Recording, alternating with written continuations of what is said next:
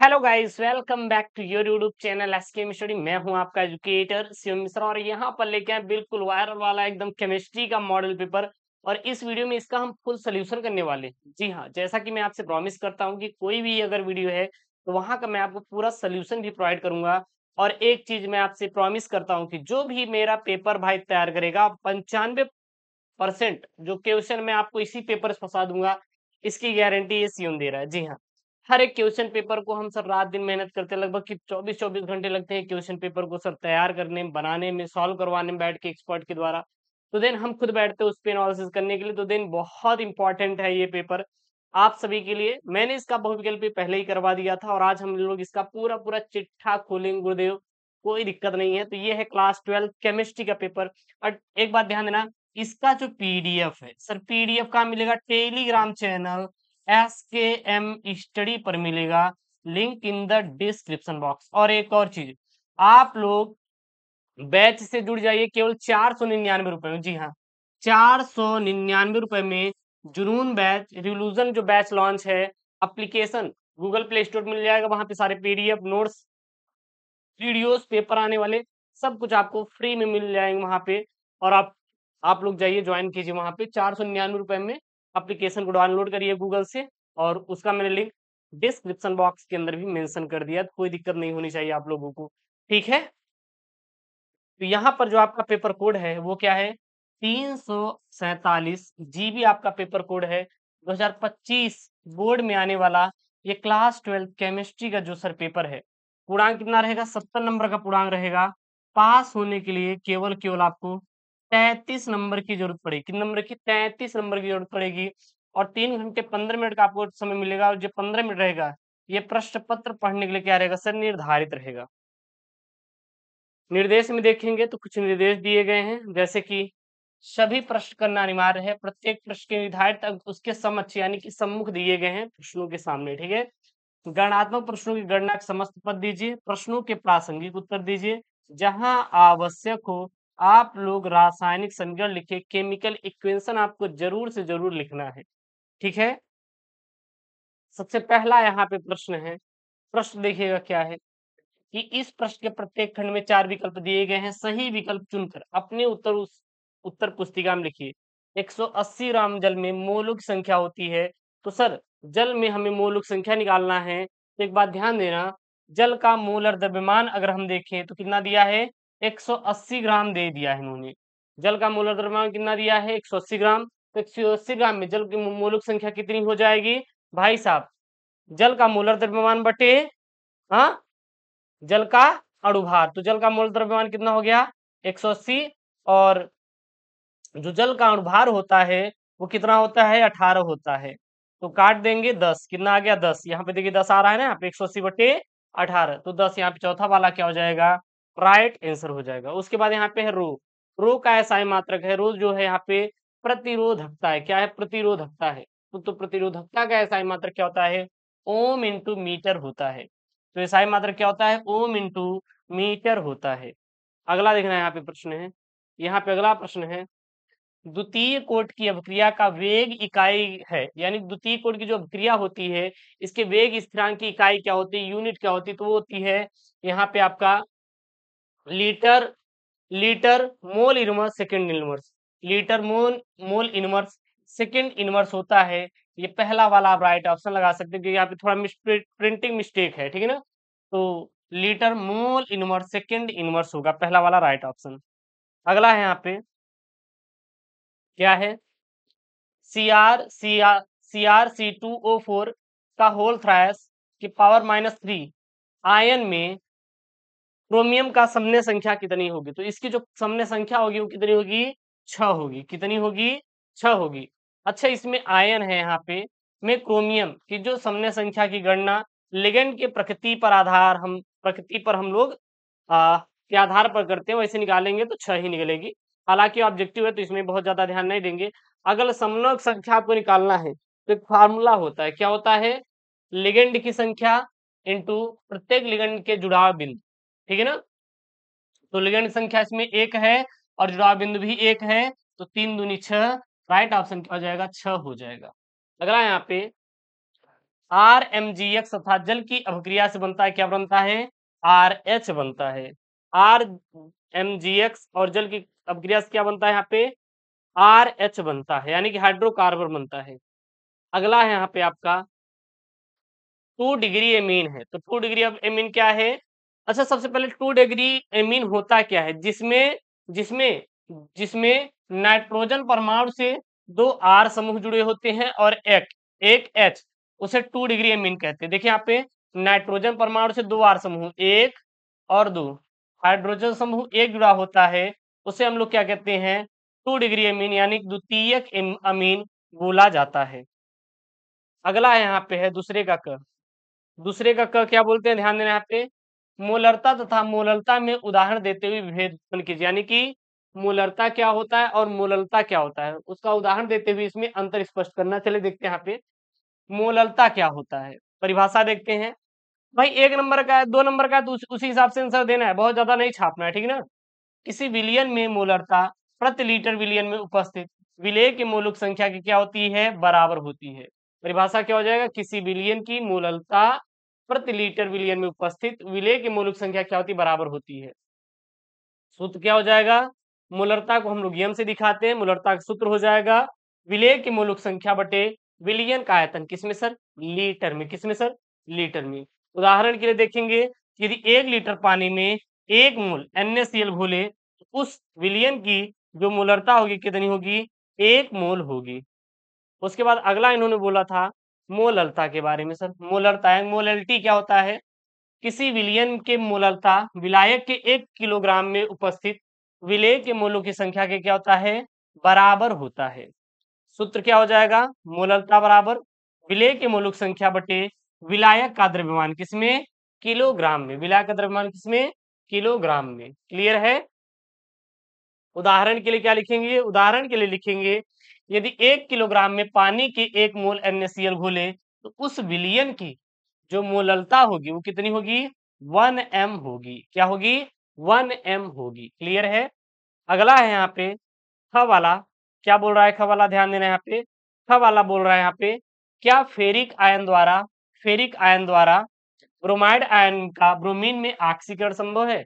यहाँ पे हमारा E0 जो फेरिक आयन दिया है वो कितना दिया है, 0.771 वोल्ट, और ई नॉट जो सेल ब्रोमीन वाला दिया है 1.09 वोल्ट इन्होंने दे रखा है। तो यहाँ पे इन्होंने दे रखा है, मैंने निकाल लिया। अब हम लोग इसका थोड़ा विश्लेषण करते हैं। यदि हमें समग्र सेल का विभव यानी कि E0 सेल धनात्मक तथा रेडॉक्स अभिक्रिया स्वतः होती है, तो अगर E0 सेल निकालना है तो E0 कैथोड और माइनस E0 एनोड। अब E0 एनोड कौन सा है, जो यहाँ पे प्लस वाला है कैथोड है, और यहाँ पे माइनस वाला क्या है, एनोड है। रख देंगे, जब रख देंगे आप लोग यहाँ पे तो कितना आ जाएगा, यहाँ पे आप लोग रख दीजिए तो 0.771 वोल्ट माइनस 1.09, तो आ जाए कितना, V बराबर 0.391 वोल्ट। चूंकि जो E0 सेल क्या है, यह ऋणात्मक है, क्योंकि यहाँ पे V कितना आया है, E0 सेल कितना आया है, E0 सेल कितना आया है, वो आया है यहाँ पे माइनस 0.319 वोल्ट, यहाँ पे E0 आया है, यानी कि E0 सेल क्या है, ऋणात्मक आया है, इसलिए ब्रोमाइड आयन का फेरिक आयन द्वारा ऑक्सीकरण संभव नहीं है। अगर यहाँ पे पॉजिटिव होता तो ऑक्सीकरण संभव होता है, निगेटिव है तो ये संभव नहीं है। बहुत प्यार समझेंगे, कोई दिक्कत गुरुदेव, कोई इशू नहीं होने वाला, ठीक है ना। अगला देखिएगा ध्यान से, ग वाला, किसी अभिक्रिया के वेग स्थिरांक को समझाइए। वेग स्थिरांक किसी अभिक्रिया का होता क्या है, किसे कहते हैं वेग स्थिरांक, थोड़ा ध्यान दीजिएगा। सबसे पहले वेग स्थिरांक होता क्या है वो देखते हैं। अभिक्रिया वेग स्थिरांक यानी कि दर स्थिरांक भी बोलते हैं, एक ऐसा गुणात्मक स्थिरांक है जो किसी भी रासायनिक अभिक्रिया की दर को अभिकारकों की सांद्रता से क्या करता है, संबंधित करता है। अभिक्रिया की दर देखें, अभिक्रिया की दर का फॉर्मूला क्या होता है, K इंटू, और जो K है ये क्या है, आपका वेग स्थिरांक है अभिक्रिया का। अभिकारक A के पावर m और अभिकारक B के पावर n। अब जहां पर अगर हम लोग के देखें तो क्या है, वेग स्थिरांक है, A और B क्या है, अभिकारकों A और B की क्या है, सांद्रता है, और m और n क्या है, अभिकारकों A तथा B के सापेक्ष अभिक्रिया की क्या है, कोटि है। अगला यहाँ पे प्रश्न है, देखना क्या है यहाँ पे, सीरियम सीई परमाणु क्रमांक 58 की +3 तथा +4 ऑक्सीकरण अवस्था अस्थायी क्यों होती है? किन नंबर का है सर? 2 नंबर का सवाल है, लिख देंगे, अच्छे डिटेल में समझेंगे। सीरियम का एक लैंथेनाइड तत्व है जिसका परमाणु क्रमांक 58 है। इसके अस्थायी ऑक्सीकरण अवस्थाएं +3 +4 के पीछे मुख्य कारण इसके इलेक्ट्रॉनिक विन्यास और रासायनिक गुणधर्म होते हैं। ठीक है ना, बाकी कुछ भी नहीं है, क्योंकि ये 2 नंबर का सवाल है, इसलिए हम केवल इतने में ही आंसर दे देंगे। ध्यान दीजिए, अगर ये 2 नंबर का सवाल है तो इतने में ही आंसर देंगे। अगर ये 5 नंबर की सवाल होती है तो नीचे वाला भी हम लोग क्या करते हैं, एक्सप्लेन करते हैं। जैसे इनका इलेक्ट्रॉनिक विन्यास देखते हैं, ठीक है ना, ऑक्सीकरण अवस्थाओं की स्थिरता देखते हैं, 4f इलेक्ट्रॉनों की कमजोर ढाल देखते हैं, तो ये सब हो जाता है। लेकिन हमें उतने आंसर देना है क्योंकि ये 2 नंबर की सवाल है। अगला ध्यान देना क्या है, समन्वय संख्या को एक उदाहरण द्वारा स्पष्ट कीजिए। ये समन्वय संख्या क्या होती है? कोऑर्डिनेशन नंबर होता क्या है? तो एक परमाणु आयन या अणु के चारों ओर सीधे बंधे हुए लिगेंड या परमाणुओं की संख्या को दर्शाती है। यह संख्या बताती है कि एक केंद्रीय धातु आयन या परमाणु के चारों कितने लिगेंड या परमाणु जुड़े हुए हैं। उदाहरण के लिए अगर हम देखें तो उदाहरण के द्वारा हम लोग समन्वय संख्या को समझ सकते हैं। जैसे उदाहरण के लिए यहाँ पे मैंने लिया है CO NH3 का होल 6 के पावर 3+ है, यहाँ पे 3 आयन है। तो इस यौगिक में अगर CO देखिए जो कोबाल्ट है, यह केंद्रीय धातु आयन है और इसके चारों ओर 6 अमोनिया। देखिए यहाँ पे CO NH3 का होल 6, यानी कि यहाँ पे जो 6 अमोनिया है किसके? CO की, यानी कि NH3 लिगेंड द्वारा जुड़े हैं। तो यहाँ कोबाल्ट के चारों ओर 6 लिगेंड है, तो इसलिए कोबाल्ट का जो समन्वय संख्या कितना होगा? 6 होगा, क्योंकि यहाँ पे कोबाल्ट हो गया केंद्रीय परमाणु और इससे कितने जुड़े हैं? 6 ठो NH3 जुड़े हुए हैं। तो जो कोबाल्ट का समन्वय संख्या कितना हो जाएगा? 6 हो जाएगा, बस और कुछ नहीं। अगला यहाँ पे प्रश्न है, अगला प्रश्न यहाँ पे क्या है? प्राथमिक, द्वितीयक तथा तृतीयक बेंजेलिक एल्कोहल का संरचना का हमें सूत्र लिखना है। प्राथमिक, द्वितीयक तथा तृतीयक बेंजेलिक बेंजीलिक एल्कोहलों की संरचना का सूत्र लिखना है, 2 नंबर का है।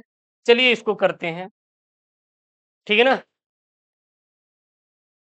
सबसे पहला यहाँ पे प्राथमिक बेंजेलिक एल्कोहल यानी प्राइमरिक बेंजोलिक एल्कोहल क्या होता है, संरचना देखेंगे तो इसमें बेंजाइल समूह क्या है? C6H5 single bond CH2 single bond के साथ एक हाइड्रोक्सिल OH समूह जुड़ा होता है और उस कार्बन से एक अन्य कार्बन भी क्या होता है? जुड़ा होता है। अगर इसका संरचना सूत्र देखें तो यहाँ पे C6H5 single bond CH2 single bond OH, इसे बेंजील एल्कोहल भी कहते हैं, इसे हम लोग बेंजील एल्कोहल का भी नाम देते हैं। अगला यहाँ पे आपका द्वितीयक बेंजील एल्कोहल में देखेंगे तो इसकी संरचना सूत्र, इसमें बेंजाइल समूह क्या है यहाँ पे? C6H5 single bond CS single bond के साथ एक हाइड्रोक्सिल यानी कि OH समूह होता है और उस कार्बन से 2 अन्य कार्बन जुड़े होते हैं। देखिए यहाँ पे C6H5 सिंगल बॉन्ड CH, फिर यहाँ पे OH है समूह और फिर यहाँ पे R समूह भी जुड़ा हुआ है, जहां R एक अन्य हाइड्रोकार्बन श्रृंखला या अल्काइल समूह होता है जो कि दर्शा रहा है यहाँ पे। जैसे उदाहरण के लिए यहाँ पे इसको ले सकते हैं C6H5 single bond CH OH और यहाँ पे जो R है ये क्या है? एल्काइल समूह है। तो यहाँ पे हाइड्रोकार्बन समूह यहाँ पे मैंने CH3 जोड़ दिया है, ठीक है ना, और 1 फिनाइल एथेनॉल है। इसका नाम क्या है? इसका नाम क्या है? 1 फिनाइल एथेनॉल है, ठीक है ना। अगला यहाँ पे है आपका तृतीयक बेंजीलिक एल्कोहल क्या है? इसका संरचना देखेंगे तो इसमें बेंजाइल समूह C6H5 सिंगल बॉन्ड C के साथ एक हाइड्रोक्सिल OH समूह जुड़ा होता है और उस कार्बन से 3 अन्य कार्बन परमाणु जुड़े होते हैं। संरचना सूत्र देखेंगे तो क्या हो जाएगा? C6H5 सिंगल बॉन्ड COH और यहाँ पे एक R2 समूह भी जुड़ा हुआ है, जहां जो R और R डैश अलग अलग या समान हाइड्रोकार्बन श्रृंखलाएं हो सकती हैं। उदाहरण के लिए इसको आप दे सकते हैं कि C6H5 single bond CH OH single bond CH3 का होल ट्वाइस।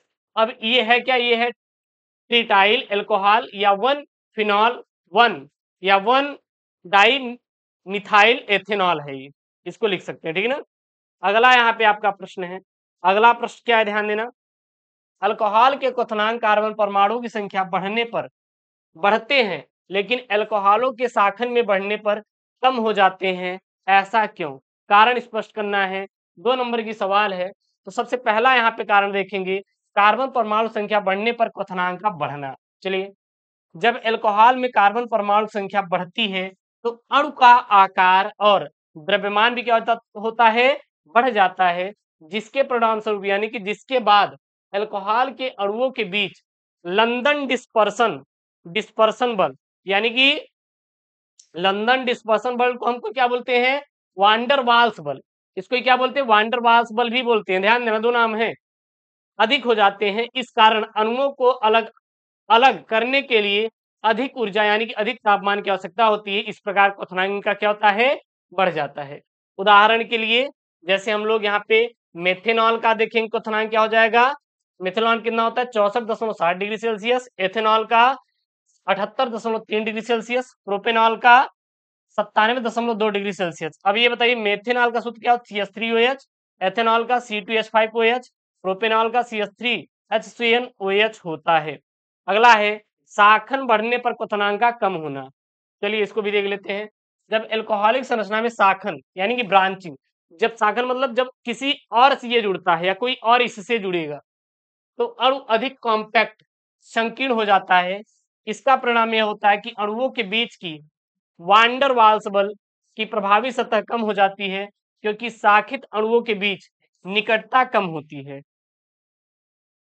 चूंकि साखित अणुओं के बीच आपसी आकर्षण बल कमजोर होते हैं, इस कारण इन्हें अलग करने के लिए कम ऊर्जा की आवश्यकता होती है और इसके परिणाम स्वरूप उनका क्वथनांक क्या होता है, कम हो जाता है। उदाहरण के लिए देखें तो 1 ब्यूटेनॉल सीधा बिना साखन वाला, इसका क्वथनांक कितना होता है 117 डिग्री सेल्सियस, और 2 मेथाइल प्रोपेनॉल जो कि साखित होता है, जिससे और जुड़े रहते हैं, इसका क्वथनांक देखेंगे तो 82 डिग्री सेल्सियस होता है। और दोनों में अगर कंपेयर करेंगे तो परमाणु संख्या समान है, लेकिन साखन वाले अल्कोहल का क्वथनांक क्या है, काफी कम है, जैसे कि यहाँ पे इसका 2 मिथाइल 2 प्रोपेनॉल का। अगला यहाँ पे प्रश्न है, प्रश्न क्या है, आरएनए पर संक्षिप्त टिप्पणी लिखिए। आरएनए होता क्या है, आरएनए का पूरा नाम होता है राइबो न्यूक्लिक एसिड।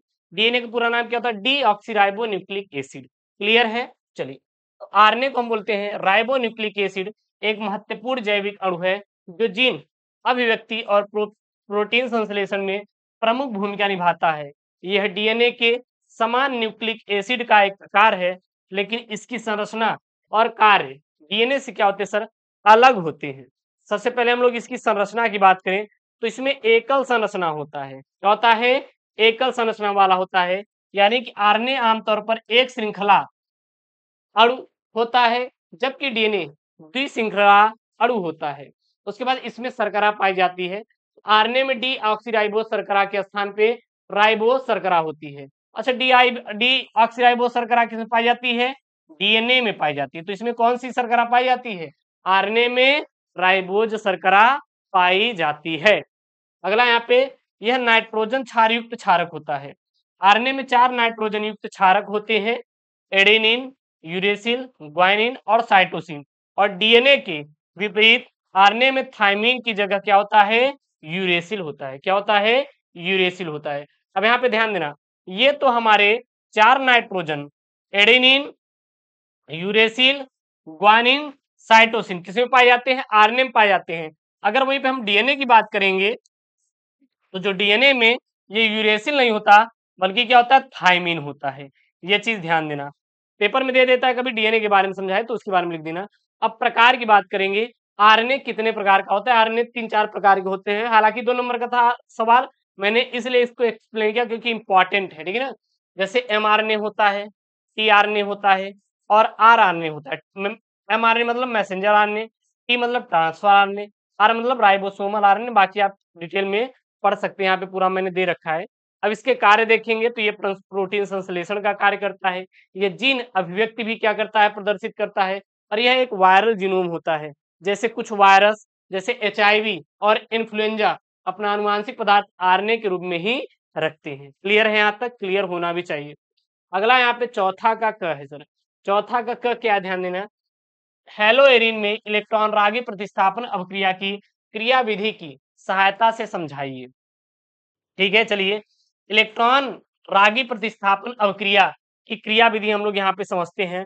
बहुत ही अच्छे और प्यारे से समझते हैं तरीके से, टेंशन नहीं लेना है।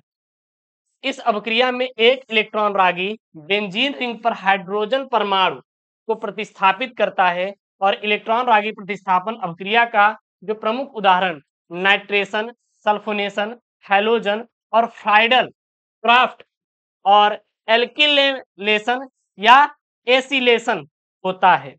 सबसे पहले अगर हम देखेंगे तो हैलोएरिन में इलेक्ट्रॉन रागी प्रतिस्थापन अवक्रिया की विशेषताएं क्या क्या होती हैं। तो हैलोएरिन में हैलोजन समूह की उपस्थिति प्रतिस्थापन अवक्रिया पर प्रभाव डालती है और हैलोजन समूह दो प्रकार के प्रभाव डालता है। पहला आई प्रभाव यानी कि इलेक्ट्रॉन आकर्षण प्रभाव। आई प्रभाव को क्या बोलते हैं? इलेक्ट्रॉन आकर्षण प्रभाव कहते हैं। हैलोजन समूह एक इलेक्ट्रॉन आकर्षण समूह होता है और बेंजीन रिंग से इलेक्ट्रॉनों को खींचता है, जिससे रिंग का इलेक्ट्रॉन घनत्व क्या हो जाता है? कम हो जाता है। उसके बाद है यहाँ पे अगला दूसरा वाला क्या है? प्लस आर प्रभाव यानी कि अध्यारोपण प्रभाव। हैलोजन के पास अकेले इलेक्ट्रॉन जुड़े होते हैं जो बेंजीन रिंग में अध्यारोपित होते हैं और इलेक्ट्रॉन घनत्व को कुछ हद तक क्या करते? बढ़ाते हैं। इसका परिणाम यह होता है कि हैलोएरिन में इलेक्ट्रॉन रागी प्रतिस्थापन अवक्रिया अपेक्षाकृत क्या होती? धीमी होती है, लेकिन यह आर्थो और पैरा, आर्थो में 2 होता है, पैरा में 4 होता है, स्थानों पर अधिक प्रवृत्ति होती है, क्योंकि इन स्थानों पर इलेक्ट्रॉन घनत्व क्या होता है? काफी अधिक होता है। उसके बाद यहाँ पे क्रिया विधि उदाहरण यानी क्लोरोबेंजीन का नाइट्रेशन। क्लोरोबेंजीन का नाइट्रेशन कैसे करते हैं? तो नाइट्रेशन अगर अब अवक्रिया में देखेंगे तो क्लोरोबेंजीन यानी C6H5Cl पर नाइट्रोजन NO2 का समूह प्रतिस्थापित होता है और नाइट्रोसन के लिए इलेक्ट्रॉन रागी Na2 प्लस नाइट्रो आयन होता है, जिससे HNO3 और H2SO4 के मिश्रण से क्या होता है? उत्पन्न होता है। क्रिया विधि की बात करेंगे तो यहाँ पे क्रिया विधि में देख सकते हैं, सबसे पहले क्रिया विधि में इलेक्ट्रॉन रागी NO2 का क्या होता है? निर्माण होता है। उसके बाद इलेक्ट्रॉन रागी का क्या होता है? आक्रमण होता है, ठीक है ना। और फिर यहाँ पे जिसके बाद कार्बोकैटायन मध्यवर्ती बनता है और तीसरा जो चरण होता है प्रोटॉन का विस्थापन और उत्पाद का क्या होता है? निर्माण होता है। That's all. करना है तो एक्सप्लेन से इसके कर सकते हैं, बाकी आपके पास अगर क्वेश्चन बैंक है, विद्या है, तो आप जो भी आप राजीव या फिर अरिहंत जो भी आप रखे हैं उससे इसको एक्सप्लेन कर सकते, कोई दिक्कत नहीं है, ठीक है ना। और इस प्रकार 2 नाइट्रोक्लोरोबेंजीन यानी कि आर्थो स्थिति होती है और 4 नाइट्रोक्लोरोबेंजीन जो कि पैरा का क्या होता है? निर्माण होता है। अगला ख वाला है, यहाँ पे ध्यान देना। ख वाला क्या है? हैलोएल्केन के विलोपन अभिक्रिया तथा प्रतिस्थापन अभिक्रिया में उदाहरण द्वारा अंतर स्पष्ट कीजिए। सबसे पहला प्रतिस्थापन अभिक्रिया होता है क्या? ध्यान देना। इस अभिक्रिया में एल्कोहल के हैलोजन जैसे क्लोरीन, ब्रोमीन, आयोडीन को किसी अन्य न्यूक्लियोफाइल द्वारा प्रतिस्थापित किया जाता है और प्रतिस्थापन अभिक्रिया के अंत में एक नया यौगिक बनता है, जिसमें मूल हैलोजन की जगह कोई अन्य समूह या अणु क्या होता है? जुड़ जाता है। उदाहरण के लिए अगर देखेंगे यहाँ पे तो मेथिल ब्रोमाइड का सूत्र क्या होता है? CH3HBr और हाइड्रोक्साइड आयन OH आयन की प्रतिस्थापन अभिक्रिया। यहाँ पे क्या है? CH3Br यानी मेथिल ब्रोमाइड के साथ जब हम लोग हाइड्रोक्साइड आयन रिएक्ट करता है तो यहाँ पे क्या बनाता है? तो यहाँ पर मेथेनॉल का निर्माण करता है CH3OH, साथ ही साथ यहाँ पे Br आयन, ब्रोमाइड आयन यहाँ पे निकलता है। अगला यहाँ पे विलोपन अभिक्रिया। विलोपन अभिक्रिया में देखेंगे क्या होता है? तो विलोपन अभिक्रिया में हैलोएल्केन से एक हैलोजन और हाइड्रोजन परमाणु हटा दिया जाता है, जिससे एक अल्किल का निर्माण होता है और इसमें बीटा विलोपन भी कहा जाता है। इसे बीटा विलोपन भी कहते हैं क्योंकि इसमें हाइड्रोजन परमाणु बीटा कार्बन से हटाया जाता है, जो हैलोजन से जुड़ी स्थिति में एक कार्बन दूर होता है। उदाहरण के लिए अगर आप देना चाहते हैं तो आप उदाहरण ये दे सकते हैं, क्या दे सकते हैं? एथिल ब्रोमाइड का विलोपन। एथिल ब्रोमाइड का सूत्र क्या होता है? CH3CH2Br। जब हम लोग एथिल ब्रोमाइड को अल्कोहलिक KOH के साथ अभिक्रिया कराते हैं तो यहाँ पर एथीन प्राप्त होता है। एथीन का सूत्र क्या है sir? CH2 double bond CH2, ये क्या है? आपका एथीन होता है। साथ ही साथ पोटेशियम ब्रोमाइड और जल का हमें प्राप्त होता है, यानी कि इस अभिक्रिया में एथिल ब्रोमाइड से ब्रोमीन और बीटा कार्बन से हाइड्रोजन को हटाया जाता है, जिसे एथीन का निर्माण होता है। अगला यहाँ पे ग वाला है, ग वाला देखिए क्या बोल रहा है यहाँ पे, फिनाल को निम्नलिखित में से प्राप्त करने की क्रियाविधि का रासायनिक समीकरण लिखिए। क्लोरोबेंजीन से फिनॉल कैसे प्राप्त करेंगे, एनिलीन से कैसे करेंगे और बेंजीन से कैसे करेंगे। सबसे पहले फिनाल का रासायनिक सूत्र क्या होता है ये आप लोग याद कर लीजिए, C6H5OH होता है। C6H5OH फिनाल का रासायनिक सूत्र होता है, ये चीज दिमाग में रख लीजिए। सबसे पहला अगर हम देखेंगे तो क्या है, क्लोरोबेंजीन से फिनाल प्राप्त करने की क्रिया। क्लोरोबेंजीन से फिनॉल प्राप्त करने के लिए इसमें सोडियम हाइड्रोक्साइड यानी कि NaOH के साथ उच्च तापमान और दबाव पर गर्म करते हैं, जिससे सोडियम फेनोऑक्साइड बनता है और फिर एसिड यानी कि HCl हाइड्रोजन क्लोराइड से निष्क्रिय किया जाता है। यहाँ पे आप लोग इक्वेशन यहाँ पे दे सकते हैं और फिर जाके बाद में यहाँ पे क्या प्राप्त होता है, फिनॉल प्राप्त होता है। अगला यहाँ पे दूसरा वाला क्या है, यहाँ पे दूसरा वाला है एनिलीन से फिनॉल प्राप्त करने की क्रिया। तो एनिलीन से फिनॉल प्राप्त करने के लिए इसे सबसे पहले नाइट्रोजन डाइऑक्साइड HNO3 के साथ सेडमायर अभिक्रिया के द्वारा डाइएजोनियम लवण में क्या करते हैं, परिवर्तित करते हैं। फिर डाइएजोनियम को जो डाई डाई यहाँ पे डाइजोनियम जो लवण होता है इसको जल के साथ क्रिया कराते, फिर हमें क्या प्राप्त होता है, फिनॉल प्राप्त होता है। मैंने हर चीज स्टेप बाय स्टेप किया है। सबसे पहले यहाँ पे एनिलीन का नाइट्रोजन डाइऑक्साइड की अभिक्रिया करके बेंजीन डाइजोनियम क्लोराइड प्राप्त करते हैं, ठीक है ना। C6H5NH2 plus HNO3 plus HNO2 plus HCl से हम यहाँ पे C6H5N2Cl प्लस H2 प्राप्त करेंगे। फिर इसको बाद जो बेंजीन C6H5N2Cl जो बेंजीन डाइएजोनियम क्लोराइड, यही है बेंजीन डाइएजोनियम क्लोराइड जो प्राप्त होता है, इसको हम लोग फिर जल से क्रिया करा के हम लोग यहाँ पे क्या प्राप्त कर लेंगे, बेंजीन प्राप्त कर लेंगे। कोई दिक्कत नहीं है। सॉरी, फिनॉल यहाँ पे प्राप्त कर लेंगे। फिनॉल सूत्र क्या होता है, C6H5OH।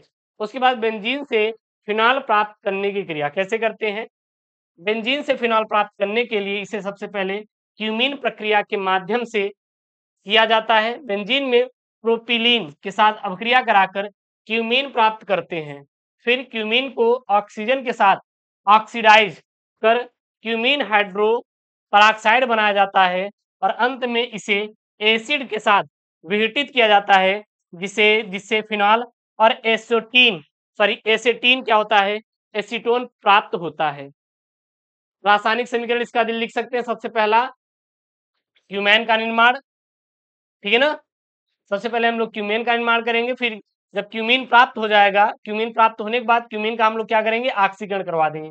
यहाँ पे क्यूमीन प्राप्त हुआ, फिर क्यूमीन का हम लोग क्या करते हैं, ऑक्सीकरण करा देते हैं। फिर क्यूमीन हाइड्रोपरऑक्साइड प्राप्त होता है और फिर जो हाइड्रोजन परऑक्साइड यहाँ पे प्राप्त होता है उसका हम लोग जब विघटन कराएंगे तो फिनॉल और एसीटोन प्राप्त होगा, फिनॉल और एसीटोन प्राप्त होता है। तो ये आप एक रिएक्शन यहाँ पे पूरा दे सकते हैं।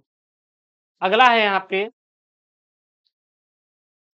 निम्नलिखित अभिक्रियाओं के रासायनिक समीकरण लिखिए। 3 नंबर का है, रोजे-मुंडल अपचयन, स्टेफेन अभिक्रिया, गाटर-मान कोख अभिक्रिया। चलिए सबसे पहले हम लोग देखते हैं, क्या देखते हैं भैया, रोजेनमुंड अपचयन क्या होता है। यह अभिक्रिया एसिल हैलाइड को हाइड्रोजनीकरण द्वारा एल्डिहाइड में परिवर्तित करने के लिए उपयोग की जाती है। इस अभिक्रिया में पैलेडियम यानी कि Pb पर बेरियम सल्फेट BaSO4 का प्रयोग उत्प्रेरक के रूप में करते हैं। देख, ठीक है ना। रासायनिक समीकरण यहाँ पे दे सकते हैं, यहाँ पे R सिंगल बॉन्ड COCl और यहाँ पे देखिए H2 और Pb यहाँ पे और BaSO4, फिर यहाँ पे RCHO प्राप्त हो रहा है और HCl यहाँ पे प्राप्त हो रहा है। यहाँ पे इसका रासायनिक समीकरण है, जहाँ पे R सिंगल बॉन्ड COCl जो है ये एसिल हैलाइड है का हैलोजनीकरण कर एल्डिहाइड क्या प्राप्त हो रहा है, यहाँ पे RCHO प्राप्त होता है। अगला यहाँ पे दूसरा वाला स्टीफेन अभिक्रिया। अब ये स्टीफेन अभिक्रिया क्या होता है, इस अभिक्रिया में नाइट्राइल, ये नाइट्राइल है, तो पहले स्टेनलेस क्लोराइड SeNCl2 और हाइड्रोक्लोरिकम HCl की उपस्थिति में इमाइन में क्या करते हैं, परिवर्तित करते हैं। फिर जल अपघटन के द्वारा एल्डिहाइड प्राप्त किया जाता है। तो इसका पहले नाइट्राइल स्टेनस क्लोराइड और हाइड्रोक्लोरिक अम्ल के साथ हम लोग क्या कराते हैं, अपचयन कराते हैं। यहाँ पे अपचयन करा दिए, फिर जब ये अपचयन हो जाता है तो इमाइन का क्या कराते थे, जल अपघटन करा देते हैं। फिर यहाँ पे नाइट्राइल से एल्डिहाइड हमें क्या होता है, प्राप्त हो जाता है। अगला यहाँ पे तीसरा है जो सवाल, वो क्या है सर जी, यहाँ पे है गाटरमान कोख अभिक्रिया। ये क्या होता है, यह अभिक्रिया बेंजीन पर फॉर्मुलेशन के लिए उपयोग की जाती है, जिसमें कार्बोनिल समूह यानी कि सिंगल बॉन्ड CHO यहाँ पे है ना, तो बेंजीन के रिंग पर जोड़ा जाता है और इस क्रिया में कार्बन मोनोऑक्साइड CO और हाइड्रोजन क्लोराइड HCl का प्रयोग किया जाता है और एल्यूमिनियम क्लोराइड AlCl3 या कॉपर Cu उत्प्रेरक के रूप में क्या करता है, कार्य करता है, जिसका रासायनिक अभिक्रिया यहाँ पे है C6H6 plus CO plus HCl और यहाँ पे C2H5CH यहाँ पे प्राप्त हो रहा है। इस अभिक्रिया में जो बेंजीन है से हम लोग क्या प्राप्त कर रहे हैं, बेंजाइल डिहाइड यानी C6H5CHO प्राप्त कर रहे हैं। ठीक है ना, यहाँ पे दे सकते हैं। अगला यहाँ पे एक सवाल है, हम ये कहेंगे सवाल आप खुद से करिए। सवाल आपको खुद से करना है, सवाल आपके लिए दे रहे हैं। आप जो भी बुक खरीदे हैं क्वेश्चन बैंक, वहां से ये सवाल आप स्क्रीनशॉट कर लीजिए। सवाल खुद से करेंगे तो सही रहेगा, ठीक है ना। यहाँ पे यार आप जानते हैं मेरा मेथड कुछ अलग ही लेवल का होता है, तो दिन आउट ऑफ दिमाग निकलेगा, तो ये आप सवाल खुद से कर लेना, स्क्रीनशॉट कर लीजिए। सबसे पहले जितने बच्चे हैं ये मोलर चालकता को समझाइए। मोलर चालकता होता क्या है, मैं इसका परिभाषा बता दे रहा हूँ।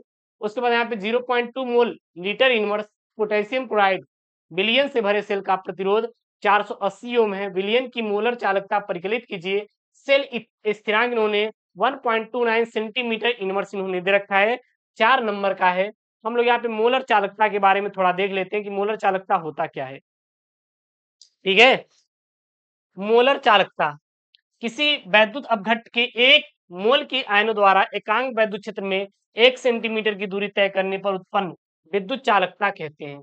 इसे हम लोग मोलर कंडक्टिविटी से प्रदर्शित करते हैं। मोलर कंडक्टिविटी यानी कि मोलर चालकता, इसको ऐसे दिखाते हैं, ये उल्टा में V लिखिएगा फिर M लगा दीजिएगा। इसको क्या कहते हैं, मोलर कंडक्टिविटी। मोलर कंडक्टिविटी बोलते हैं, ठीक है ना। तो मोलर कंडक्टिविटी बराबर क्या हो जाएगा, K इंटू V। के क्या आपका कप्पा है, क्या यहाँ पे कप्पा है, जहां पे यहाँ पे ये मोलर कंडक्टिविटी क्या है, ये मोलर चालकता है, जिसका अगर हम लोग यूनिट बात करें तो siemens centimetre square mole inverse होता है। और यहाँ पे कप्पा यानी विशिष्ट चालकता का मात्रा क्या होता है, siemens siemens into centimetre inverse, यानी कि ऐसे लिख सकते हैं सीमेंस बटे सेंटीमीटर, इसको ऐसे भी लिख सकते हैं, ठीक है ना।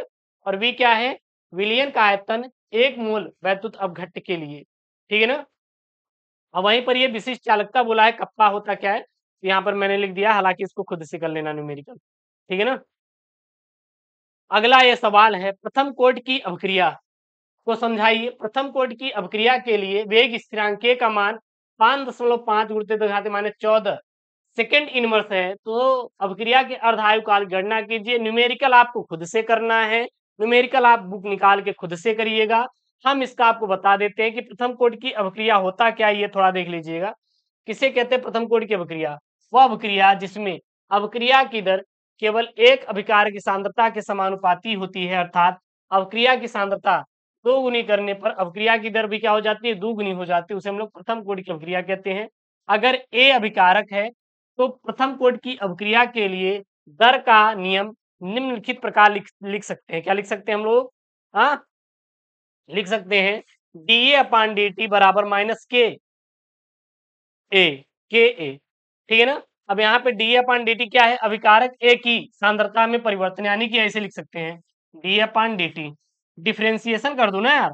और यहाँ पे K क्या है, K जो है आपका वेग स्थिरांक है, और ब्रैकेट में जो A है ये क्या है, अभिकारक A की क्या है, सांद्रता है। और अर्धायु काल निकालना है, तो अर्धायु काल आप निकाल सकते हैं, यहाँ पे पूरा पूरा मैंने दे रखा है, इसको आप कर लेना, कोई दिक्कत नहीं होगा, ठीक है ना। भैया न्यूमेरिकल आप खुद से करेंगे तो मजा आएगा, पूरा मेरे ऊपर मत छोड़िए, नहीं तो बवाल हो जाएगा।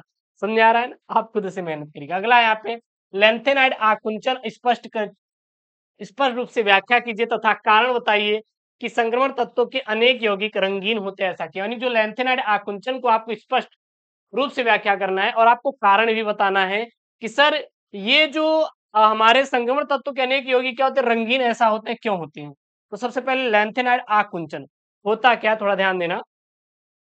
लैंथेनाइड आकुंचन एक रासायनिक प्रवृत्ति है जिसमें लैंथेनाइड तत्व यानी कि आयोनिक रेडियस की परिमाण में अनुक्रमिक कमी होती है और यह आकुंचन लैंथेनाइड श्रृंखला यानी जेड बराबर कितना होता है 57 से 71 तक के तत्वों में देखा जाता है।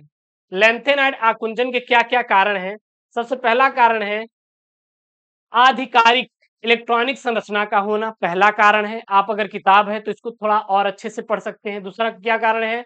अत्यधिक सकारात्मक नाभिकीय चार्ज होना, ठीक है ना, ये कारण है। और संक्रमण तत्वों के यौगिक रंगीन होते हैं। ऐसा क्यों होते हैं? क्योंकि सबसे पहले डी ऑर्बिटल में इलेक्ट्रॉन का क्या होता है? संक्रमण होता है। दूसरा, लिगेंडो के प्रभाव से क्रिस्टल क्षेत्र का क्या होता है? इसमें प्रभाव होता है। अगला है यहाँ पे प्रश्न, अगला क्या है यहाँ पे प्रश्न? बाकी चीजों को आप खुद से एक्सप्लेन करेंगे तो मजा आएगा। यहाँ पे सारा चीज अगर एक्सप्लेन करेंगे ना तो टाइम बहुत ज्यादा हो जाएगा, आप भी थोड़ा एक्सप्लेन करिएगा। अगला यहाँ पे उप सहसंयोजकों में संयोजकता आबंध सिद्धांत वीबीटी को समझाइए। करेजा, सबसे पहले चैनल को आप सब्सक्राइब कर लीजिएगा और वीडियो को लाइक नहीं किया तो वीडियो को लाइक जरूर करिएगा। हम आपको सारा टॉपिक कवर करा देंगे, बिल्कुल भी आप परेशान मत होना, ठीक है ना। संयोजकता आबंध सिद्धांत बोले तो हम लोग क्या बोलते हैं? वैलेंस बॉन्ड थ्योरी यानी कि वीबीटी के अनुसार रासायनिक बंधन तब बनते हैं जब ऑर्बिटल्स की ओवरलैप होती है और यह सिद्धांत विशेष रूप से उप संयोजन यौगिकों की संरचना और बंधनों को समझने में क्या होती है? सहायक होती है। वीबीटी का आधारभूत सिद्धांत क्या होता है? सबसे पहला सिद्धांत है ऑर्बिटल ओवरलैप, अर्थात वीबीटी के अनुसार एक रासायनिक बंधन तब बनता है जब दो परमाणु ऑर्बिटल जैसे एसपीडी ऑर्बिटल्स आपस में ओवरलैप करते हैं और इस ओवरलैप से उत्पन्न हुए बंधन को संज्ञात्मक बंधन कहा जाता है। दूसरा है पारस्परिक और दिशात्मक। इसमें क्या करेंगे? इसमें लिखेंगे हम लोग बंधन केवल तब बनता है जब ऑर्बिटल की ओवरलैप पारस्परिक होती है और एक निर्धारित दिशा में होती है। इस प्रकार वीबीटी बताता है कि बंधन की ताकत और दिशा ऑर्बिटल्स की प्रकृति और उनकी ओवरलैपिंग पर क्या करती है? निर्भर करती है। तीसरा है संयोजकता बंध। उप सहसंयोजकों में केंद्रीय परमाणु जैसे आयरन, कोबाल्ट, निकिल आदि लिगैंड जैसे क्लोरीन, NH3, H2O के बीच बंधन को समझने के लिए वीबीटी का प्रयोग किया जाता है। लिगेंड के पास डायनेस्टिंग इलेक्ट्रॉन युग्म होते हैं जो केंद्रीय परमाणु के खाली डी ऑर्बिटल के साथ ओवरलैप करके बंधन बनाते हैं। चौथा क्या है आपका? चौथा है लिगेंड ऑर्बिटल इंटरेक्शन। तो वीबीटी में लिगेंड के इलेक्ट्रॉन युग्म केंद्रीय परमाणु के खाली या आंशिक रूप से भरे डी ऑर्बिटल के साथ ओवरलैप करते हैं और इस प्रक्रिया को संबंधी बंधन कहते हैं। वीबीटी की अगर आपको व्याख्या करना है तो यहाँ पे आप व्याख्या कर सकते हैं कि यह सार्वजनिक और विशेष बंधन है और ऑर्बिटल हाइब्रिडाइजेशन भी इसमें होता है। अगला इसके उदाहरण दे सकते हैं, हाँ, FeCO5 और NiCO4 का आप लिख के दे सकते हैं। छठा का क यहाँ पे है, देखिएगा जो 6 का क प्रश्न है इसमें दो, तो मैंने इसमें सॉल्व किया है, एक आपको खुद से या फिर छोड़ देना है, कोई दिक्कत नहीं है, ठीक है ना। तो यहाँ पे दिया है राउल्ट के नियम को परिभाषित कीजिए। इस नियम के आधार पर विलेय के मोलर द्रव्यमान को परिकलित करने का व्यंजक प्राप्त करिएगा। ये स्टेप आप थोड़ा देख लीजिएगा अपने किताब से, क्योंकि आप मैं यहाँ पे करवा रहा था, ये हार्ड हो जाता है, इसलिए आप सिंपल मेथड आप खुद से ढूंढ लीजिएगा, ठीक है ना। तो राउल्ट का नियम क्या होता है? विलयनों के वाष्प दाब से संबंधित एक महत्वपूर्ण नियम है। यह नियम कहता है कि किसी आदर्श विलयन में किसी घटक का आंशिक वाष्प दाब उस घटक के शुद्ध अवस्था में वाष्प दाब और उसके मोल अंश के क्या होता है? गुणनफल के बराबर होता है। अगर हम लोग इसका गणितीय रूप देखें यानी फॉर्मूला देखिए तो क्या लिखेंगे? यदि एक आदर्श विलयन में दो घटक ए और बी हैं तो राउल्ट को नियम निम्नलिखित से व्यक्त करते हैं। घटक ए के लिए पी ए बराबर P not A plus X A और घटक बी के लिए पी बी बराबर P B not plus into X B. अब जहां पे पी ए क्या है? घटक ए का वांशिक दाब, और पी ए नॉट क्या है? घटक ए का शुद्ध अवस्था में वांशिक दाब। एक्स ए क्या है? घटक ए की मोल अंश। पीबी क्या है? घटक बी का आंशिक दाब।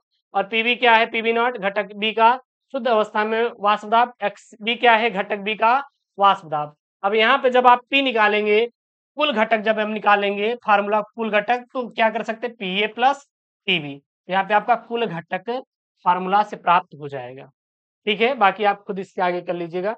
अथवा में ये दिया है, मान लीजिए वो नहीं आ रहा तो ये कर सकते हैं वाष्पदाब में अवनमन का कारण बताइए। किसी ताप प्रशुद्ध विलायक का वाष्पदाब 0.745 बार है। 0.5 ग्राम अवाष्पशील विद्युत अनअपघट्य ठोस को 39 ग्राम विलयन जिसका मोलर द्रव्यमान 78 ग्राम मोल इनवर्स में घोला गया तो प्राप्त विलयन का वाष्पदाब 0.74 बार है। ठोस का मोलर द्रव्यमान आपको ज्ञात करना है, तो इसका आप खुद से कर लीजिएगा। अगला यहाँ पे ये प्रश्न दिया है कि एल्डिहाइड के विरचन की 5 विधियों की निम्नलिखित की अभिक्रियाओं का रासायनिक समीकरण लिखिए। चलिए एक एक करके पढ़ेंगे, कोई दिक्कत नहीं, ठीक है ना।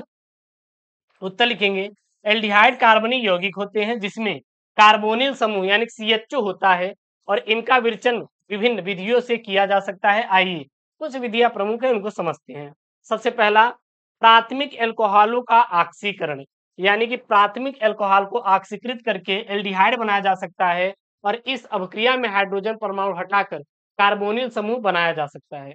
अभिक्रिया यहाँ पे मैंने दिया है, ठीक है ना। और उदाहरण के लिए मेथेनॉल को ऑक्सीकृत करके मेथेनॉल यानी फॉर्मेल्डिहाइड बनाया जा सकता है। दूसरा है एल्कीनों का आयोजनी अपघटन करके, यानी कि एल्किल को ओजोन के साथ अभिक्रिया कराकर ओजोनाइड बनाया जाता है और इस ओजोनाइड को जल के साथ अभिक्रिया कराकर एल्डिहाइड को हम लोग बना सकते हैं। यहाँ पे उदाहरण मैंने दिया है और मतलब एक अभिक्रिया मैंने यहाँ पे दिया है, साथ ही साथ इसका उदाहरण एथीन को ओजोन के साथ अभिक्रिया कराकर 2 अणु मेथेन यानी फॉर्मेल्डिहाइड बना सकते हैं।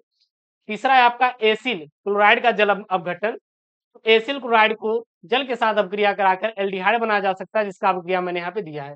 चौथा है नाइट्राइल का आंशिक जल अपघटन। तो नाइट्राइल को तनु अम्ल या क्षार के साथ आंशिक रूप से जल अपघटित करके यहाँ पे एमिड बनाया जाता है और इस एमिड को पुनः जल अपघटित करके एल्डिहाइड हम लोग बना सकते हैं, जिसका मैंने यहाँ पे अभिक्रिया दिया है, ये एमिड है, फिर इसको करा के हम लोग प्राप्त कर लेंगे। अगला है गिरनार अभिकर्मक तथा फॉर्मेल्डिहाइड की अभिक्रिया।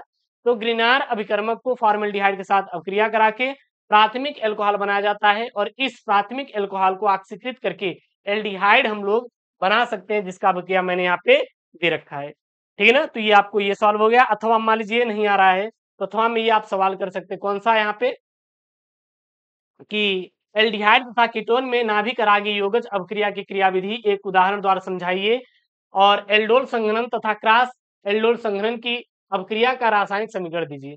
हम यहाँ पे 7वां वाला है उसको कर लेना अपने से। 7वां वाले में देखिएगा यहाँ पे एक ये दिया है, एक ये सवाल दिया है। ये क्या है, एरिल एमीन की अनुनादी संरचना लिखिए। एरिल एमीन क्षारकीय गुणों को क्यों प्रदर्शित करते हैं? नाइट्रो तथा नाइट्राइल यौगिकों से एमीन के विरचन की अभिक्रिया का रासायनिक समीकरण लिखिए। अथवा में आप लिख सकते हैं, 5 नंबर का है, निम्नलिखित रासायनिक का रासायनिक समीकरण लिखिए, जैसे कि ग्रेबियल थैलिमाइड संश्लेषण, हाफमैन ब्रोमाइड अभिक्रिया, कार्बिल एमीन अभिक्रिया और बेंजीन डाइओजोनियम क्लोराइड की फिनॉल तथा एनिलीन के साथ संयुग्मन। तो सबसे पहला यहाँ पे मैं लिख रहा हूँ ग्रेबियल थैलामाइड का संश्लेषण। हमें क्या लिखना है, रासायनिक समीकरण लिखना है और रिएक्शन बताना है यहाँ पे। तो इसमें 2 चरण होते हैं। पहले चरण में थैलेमाइड का पोटेशियम लवण बनना और थैलेमाइड को एनोलिक पोटेशियम हाइड्रोक्साइड के साथ अभिक्रिया कराकर पोटेशियम थैलामाइड बनाया जाता है। फिर एल्किल हाइलाइड के साथ अभिक्रिया कराते हैं, यानी पोटेशियम थैलामाइड को एल्किल हाइलाइड के साथ अभिक्रिया कराकर एन एल्किल थैलेमाइड प्राप्त किया जाता है। ये वाला रिएक्शन हो गया चरण 1 का और ये चरण 2 का रिएक्शन हो गया। अगला इसमें जो तीसरा चरण होता है जल अपघटन होता है, यानी कि एन एल्किल थैलेमाइड को क्षार के माध्यम से जल अपघटित कराकर प्राथमिक एमीन बनाते हैं।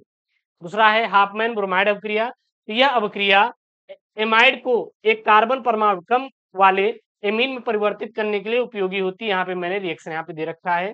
दूसरा है कार्बिल एमीन अभिक्रिया, यानी कि आइसोसाइनाइड जो परीक्षण होता है। तो यह परीक्षण प्राथमिक एमीन को पहचान करने के लिए किया जाता है और प्राथमिक एमीन क्लोरोफॉर्म और एल्कोहलिक पोटेशियम हाइड्रोक्साइड के साथ गर्म करने पर दुर्गंध युक्त आइसोसाइनाइड बनाता है। यहाँ मैंने इसका रिएक्शन दे दिया है, ठीक है ना। अगला यहाँ पे बेंजीन डाइएजोनियम क्लोराइड के युग्मन, यानी कि बेंजीन डाइओजोनियम क्लोराइड विभिन्न यौगिकों के साथ युग्मन अपक्रियन करके रंगीन यौगिक बनाते हैं और फिनॉल के साथ संयुग्मन यहाँ पे ये इनका दे सकते हैं रिएक्ट, कोई दिक्कत नहीं है। अगला यहाँ पे प्रश्न है और लास्ट सवाल है इस पेपर का। लास्ट सवाल सर है क्या, थोड़ा ध्यान देना है यहाँ पे।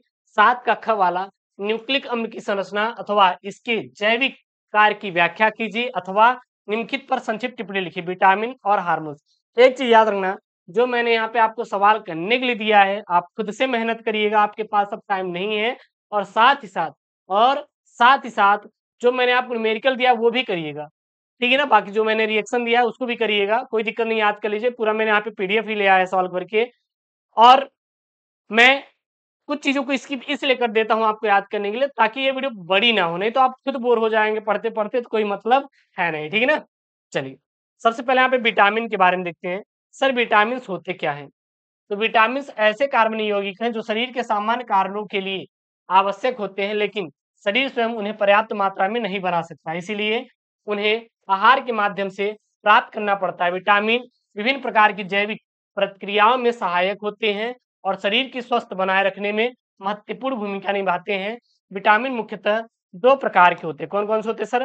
पहला होता है आपका वाटर सोल्यूबल विटामिन, जैसे विटामिन सी और विटामिन बी समूह, जो पानी में घुल जाते हैं और शरीर में लंबे समय तक संग्रहित नहीं होते। इन्हें नियमित रूप से आहार से प्राप्त करना आवश्यक होता है। अगला है फैट सोल्यूबल विटामिन, जैसे विटामिन ए, डी, ई तथा के, जो वसा में घुलते हैं और शरीर में जमा हो सकते हैं। ये विटामिन शरीर में लंबे समय तक क्या हो सकते हैं सर?